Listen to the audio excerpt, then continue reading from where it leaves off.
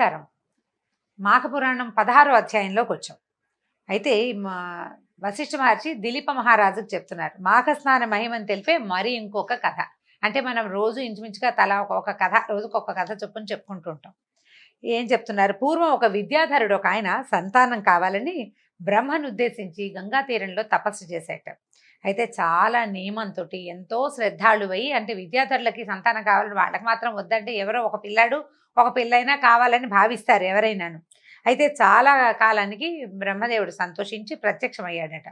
అయితే నీకు ఏ వరం కావాలంటే ఒక కుమారుణ్ణి ఇవ్వమని విద్యాధరుడు అడిగాడు. అడిగితే బ్రహ్మ ఏమన్నాడంటే, నాయన నీకు పుత్ర సంతాన యోగం లేదు, నీ తపఫలితంగా నీకు ఒక ఆడపిల్లని ఇస్తాను, పుత్రిక గనక కలుగుతుంది, నీ వంశం నీ పేరుతోటి ముందుకెళ్ళదు, కన్యాదాన ఫలితం దొరుకుతుంది, నీకు అది దొరుకుతుంది కనీసం అని చెప్పి బ్రహ్మ ఏం చేశాడట, కుమార్తె పుడుతుందని ఒక వరం ఇచ్చేశాడు. ఇచ్చేస్తే ఏమైంది, కొంతకాలానికి ఈ విద్యాధరుడికి ఆయన ధార్మికంగా వివాహం చేసుకున్న భార్య ద్వారా ఒక చక్కని అందమైన సౌందర్యవతి అయిన కుమార్తె కలిగింది, అమ్మాయి పుట్టిందనమాట. వీళ్ళ చాలా బుద్ధిమంతురాలుగా ఉండేది, ఉత్తమ లక్షణాలు కలిగి ఉండేది, చక్కగా శాస్త్రజ్ఞానము అవి కూడా సంపాదించుకుంది. అయితే ఈ సద్గుణవంతురాలు చక్కగా సర్వాంగ సుందరి అయిన ఈ పిల్లని ఒక మంచి చోట చక్కని వరునికి ఇచ్చి వివాహం చేయాలని విద్యాధరుడి సంకల్పించుకున్నాడట. అయితే ఏమనుకునేవాడు, ఈ పెళ్లి చేసి అత్తారింటికి పంపించకూడదు, నా పిల్లని నా ఇంట్లోనే ఉంచుకోవాలి, నా దగ్గరికే వచ్చి ఉండే అల్లుడు కావాలని భావించేవాడట. ఇలా అనుకుని ఆయన పెళ్లి సంబంధాలు చూసుకుంటుంటే ఒకానొక రాక్షసుడు ఒకడు ఈ అమ్మాయిని చూశాడట.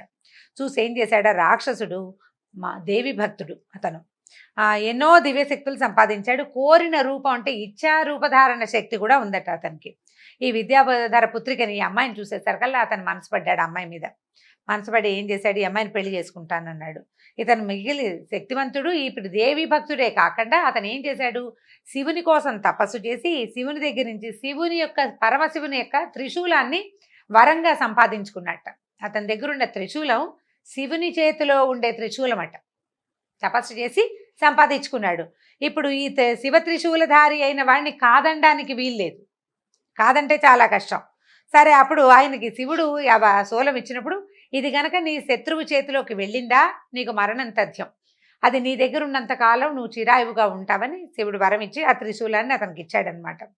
అయితే ఇప్పుడు నా అంతటి వాడు ఎవడుంటాడు, పైగా నేను త్రిశూలం పట్టుకుంటే నా శత్రువు చేతిలోకి త్రిశూలం ఎలా వెళ్తుంది, ఇలాంటి గర్వంతో అతను మదించి ఉండేవాడు. మరణం లేదు అపజయం లేదు అని భావించి ఆ త్రిశూలాన్ని పట్టుకుని తిరుగుతూ మహాగర్వంతో ఎవరిని లెక్క చేసేవాడు కాదట. అలాంటి ఆ ఒక రాక్షసుడు ఈ విద్యాధర పుత్రికను చూసి, అమ్మాయి నువ్వెవరు ఏమిటి అని కనుక్కుని నన్ను వివాహం చేసుకోమన్నాడు. ఆ అమ్మాయి ఏమందంటే, మా నాన్నని అడుగు, తండ్రిని అడుగు, మా నాన్న ఒప్పుకుంటే ఆయన ఎవరికి ఇచ్చి పెళ్లి చేస్తానంటే వాళ్ళని పెళ్లి చేసుకుంటానంది. ఈ రాక్షసుడు పోయి విద్యాధరుణ్ణి అడిగి ఏమన్నాడు, మీ అమ్మాయిని నాకు ఇచ్చి పెళ్లి చేయమంటే నేనేదో బంగారు కొండకి ఇచ్చి పెళ్లి చేసి ఇంట్లో పెట్టుకుందాం అనుకుంటుంటే ఈ బ్రహ్మరాక్షసుడికి ఎవరిస్తారు, రాక్షసులకి నేను ఇవ్వను, నేను విద్యాధరుని, నాకు కుమార్తె విద్యాధరి, ఒక విద్యాధర యువకుడు నా ఇంట్లో ఉండే నవయువకుడికి ఇచ్చి వివాహం చేస్తాను కానీ రాక్షసులకి ఇచ్చి నేను పెళ్లి చేయను అన్నాడు. అనేసరికల్లా ఏం చేశాడు, వెనక్కి తిరిగి వచ్చాడు. కానీ ఈ రాక్షసుడు ఏం చేశాడు, ఈ విద్యాధరుడికి తెలియకుండా అమ్మాయిని తీసుకెళ్ళిపోయాడు, కిడ్నాప్ చేశాడు అనమాట. సింపుల్గా తీసి ఏం చేశాడు, సురక్షితంగా సముద్రం కింద ఉన్నటువంటి తన ఇంట్లో దాచిపెట్టుకున్నాడట. సరే, ఏదో ఒక మంచి ముహూర్తం చూసుకుని పెళ్లి చేసుకుందాం అనుకున్నాడు. ఈ కూతురు ఏమైందో తెలియక విద్యాధరుడు ఎంతో విచారిస్తున్నాడు, ప్రయత్నం చేస్తున్నాడు కూతురు కోసం. ఇంతలో ఆ రాక్షసుడు బ్రహ్మ దగ్గరికి వెళ్ళి, నేను వివాహం చేసుకుంటాను బ్రహ్మదేవా, నాకు ఒక మంచి ముహూర్తం చెప్పమంటే ఇక్కడి నుంచి 8 మాసాల తర్వాత మంచి ముహూర్తం ఉందని చెప్పాడట బ్రహ్మదేవుడు. బ్రహ్మదేవుడు ఏమిటోనండి విచిత్రంగా, వీడు రాక్షసుడు ఒక విద్యాధర రాజకన్యకని అపహరించి తెచ్చాడు అనే ఉద్దేశం లేదు ఆయనకి, అవన్నీ ఆలోచించే చెప్పాడో ఏమో మరి మనకు తెలీదు. 8 నెలల తర్వాత ముహూర్తం చెప్పాడట. సరే, ఈయనేమనుకున్నాడు, అంతవరకు ఆగమన్నాడు. రాక్షసుడు ఒప్పుకున్నాడు అనమాట. ఈ విద్యాధర పుత్రిక తర్వాత నన్ను అమ్మాయికి వచ్చి 8 నెలల తర్వాత మన ఇద్దరం పెళ్లి చేసుకుంటాము, అప్పటిదాకా నువ్వు నా ఇంట్లోనే ఉండు, నేను నిన్నేమి బాధించను, నువ్వు తెచ్చి ఏది కోరితే అది తెచ్చిస్తాను, నీకేం కావాలంటే అది ఇస్తాను, ఇక్కడే ఉండమన్నాడు. సరే, ఆ అమ్మాయి ఇంకేం మాట్లాడలేదు, ఇతన్ని కాదని వెళ్ళే శక్తి లేదు, తండ్రి ఏదైనా ప్రయత్నం చేస్తాడేమో అని చూస్తున్నట్టుంది. అయితే నీకేం కావాలి అని రాక్షసుడు పదే అడుగుతుంటే, నాకు ఇప్పుడేం అక్కర్లేదు, కానీ ప్రతి సోమవారం అంటే వారంలో ప్రతి సోమవారము సాయంకాలం శివుని దర్శించే వ్రతం ఉంది, దర్శించి పూజించుకోవడానికి శివలింగం ఎక్కడుందో చూపించు మీ ఇంట్లో అని అడిగిందట. రాక్షసుడు ఏమన్నాడు, మన ఇంట్లో లేదు కానీ పాతాళంలో, అంటే ఇప్పుడు సముద్రం కింద అంటే ఇంచుమించుగా పాతాళం అనుకోవాలి, హాటకేశ్వరుడిని చూపించాడట. హాటకేశ్వరుడు అనే శివలింగమూర్తి అక్కడ ఉన్నాడనమాట, హాటకేశ్వర స్వామి. ఆయన్ని దర్శనం చేసుకోమని చెప్పాడు. ఈ విద్యాధర పుత్రికి ఏం చేసేది, ఈయన అనుమతితోటి శివ సందర్శనానికి ప్రతి సోమవారము పాతాళానికి వెళ్ళి వచ్చేదనమాట. వీళ్ళు సముద్రం కింద ఉన్నారు, ఇంకా కొంచెం కిందకి వెళ్తే పాతాళం ఉందనమాట. సోమవారం సాయంకాలం ఎవరి వీక్ ఈ అమ్మాయి కాస్త కిందకి వెళ్ళి ఆ పాతాళంలో ఉన్న హాటకేశ్వర స్వామిని దర్శనం చేసుకుని కాసేపు శివ సాన్నిధ్యంలో గడిపి వచ్చేస్తూ ఉండేది. అయితే ఒకసారి ఒక సోమవారం నాడు త్రిలోక సంచారి అయిన నారద మహర్షి అక్కడికి వచ్చేట. వచ్చి చూసి ఆశ్చర్యపోయి, అమ్మాయి నువ్వు ఫలానా విద్యాధరుడి కూతురివి కాదు, నువ్వు ఇక్కడ ఉన్నావేమిటమ్మా అని అడిగాడు. ఆ అమ్మాయి మెల్లిగా జరిగిందంతా చెప్పి, ఈ రాక్షసుడు నన్ను ఈ సముద్రం కిందున్న పాతాళ గృహంలో ఉంచాడండి, ఏం కావాలి అన్నాడు. ప్రతి సోమవారం శివపూజ చేసుకుంటానంటే ఇక్కడికి పంపిస్తున్నాడు అని చెప్పింది. చెప్పేసరికి అంతా విని, అమ్మాయి నువ్వు భయపడద్దు, విష్ణు భక్తుడైన వాడు నీకు భర్త అయ్యేవాడిని ఒకడిని నీ దగ్గరికి నేను పంపిస్తాను, నీకు విష్ణు భక్తుడైన వాడితోటి వివాహం ఉందమ్మా నీ జాతకం ప్రకారం, వాడిని నీ దగ్గరికి నేను పంపుతానని చెప్పి, అతనే నీ భర్త, నువ్వేం కంగారు పడదు, నువ్వు నమ్ము, నీకు ఉపాయం చెప్తాను అని చెప్పి ఏం చెప్పాడంటే, ఇక్కడ శివుడికి ఎదురుగుండా మానస సరోవరం ఉంది. మాఘమాసంలో నువ్వు ఈ సరస్సులో స్నానం చేయి, గంధ పుష్పాదులతో శ్రీమన్నారాయణ్ణి పూజించి ప్రదక్షిణ నమస్కారాలు చేయి. అంటే ఇప్పుడు శివాలయానికి ఎదురుగుండా ఉన్న మానస సరోవరంలో మునిగి స్నానం చేసి శివాలయానికి దగ్గరే విష్ణు పూజ చేయమని చెప్తున్నాడు అనమాట. చేస్తే ఈ రకంగా చేసిన వాళ్ళకి కోరినది లభిస్తుంది. నీ కోరిక మనం ఏమిటనుకుంటున్నాము, విష్ణు భక్తుడైన వాడు ఒకడు నీ తండ్రికి హితుడు, అంటే తండ్రికి నచ్చేవాడైన వాడు వరుడితోటి వివాహం, ఈ రాక్షసుని తప్పించి అది జరుగుతుంది. ఈ మాఘ స్నానము, మాఘంలో విష్ణు పూజ సద్యో ఫలితాన్ని ఇస్తుంది, నా మాట నమ్మమని చెప్పేసి నారద మహర్షి వెళ్ళిపోయాడు. ఈ విద్యాధర పుత్రికి ఏం చేసింది, నారదుడి మాటల్ని మనస్ఫూర్తిగా నమ్మిందట. మాఘమాసం అంతా హాటకేశ్వరపురం స్వామివారి దగ్గర నుంచి హాటకేశ్వరుని చూడడానికి వెళ్ళేది. సోమవారం కాకుండా ప్రతిరోజు వెళ్ళేదట. రోజు వెళ్ళి మానస సరోవరంలో స్నానం చేసి పూజ చేసుకుని చక్కగా శ్రద్ధగా చేసుకుంటుండేది. పూజ చేయటము, తర్వాత ఏమో దానం చేయటము. ఎందుకంటే రాక్షసుడు ఆ అమ్మాయి ఏది కావాలంటే అది చేయడానికి ఒప్పుకున్నాడు, ఆ అమ్మాయి ఉద్దేశమే అంతా. దాంతో చక్కగా సాంగంగా చేసుకునేది. ఇంతలో ఏమైందట, నారదుడు లోక సంచారం చేస్తూ సౌరాష్ట్ర దేశాన్ని పరిపాలిస్తున్నటువంటి హరిద్రథుడు అనే ఒక మహారాజును చూడబోయాడట ఒకరోజు. ఈ హరిద్రథుడు ఏమిటంటే చాలా మహావిష్ణు భక్తుడట. ఇది ఎక్కడ చెప్తున్నారు, సౌరాష్ట్ర అంటే గుజరాత్ అన్నమాట. అక్కడ ఉన్నాడు ఈ రాజుగారు.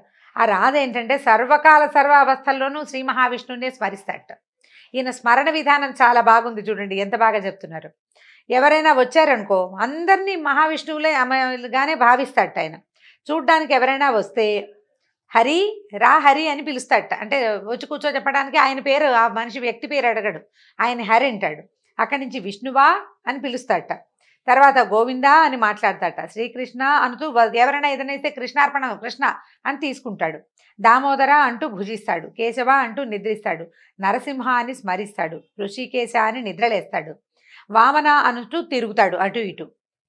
ఏ పని చేస్తున్నా, ఎవరితో మాట్లాడుతున్నా ఏదో ఒక విధంగా సర్వకాల సర్వావస్థల్లోనూ శ్రీమన్నారాయణున్నే తలుస్తూ ఉంటాడు. ఇట్లా విష్ణు భావన తన్మయుడైనటువంటి హరిద్రథుని దగ్గరికి నారద మహర్షి వెళ్ళాడు. హరిద్రథుడు ఆయన్ని చూసి చాలా గౌరవించి ఆహ్వానించి కూర్చోబెట్టుకున్నాడు. తగిన ఆసనంలో కూర్చోబెట్టాడు. అనేక ఉపచారాలతోటి ఆయన్ని చాలా ప్లీజ్ చేశాడు అనమాట, చాలా గౌరవించాడు.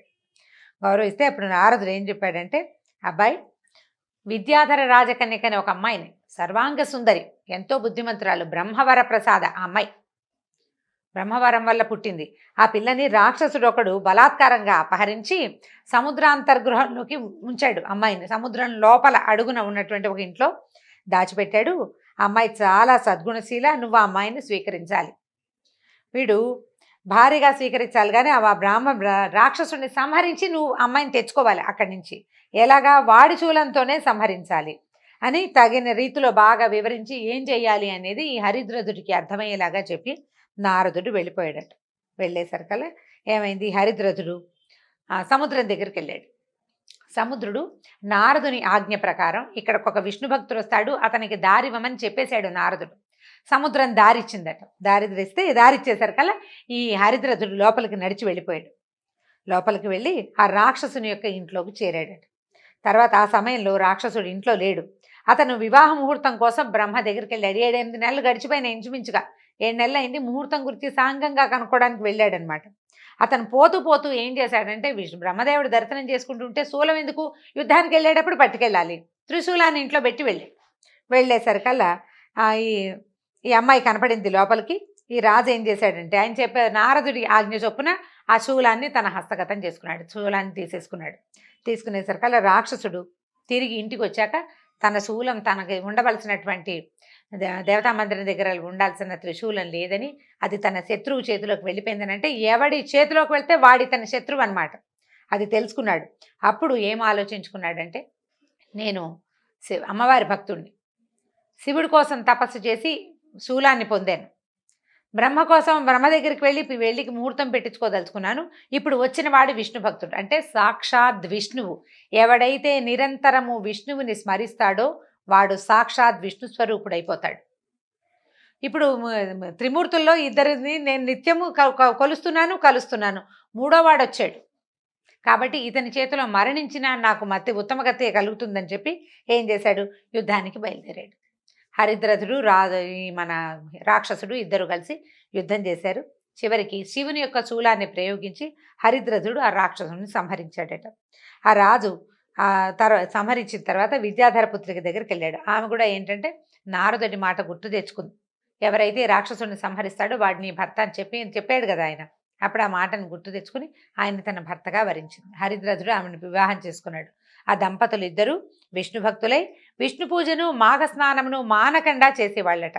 చిరకాలము సుఖశాంతులతో శుభలాభములతో జీవితాన్ని గడిపి శ్రీహరి సాన్నిధ్యాన్ని చేరారు అని వశిష్ఠ మహర్షి మాఘస్నాన మహిమని దిలీప మహారాజుకి వివరించాడు.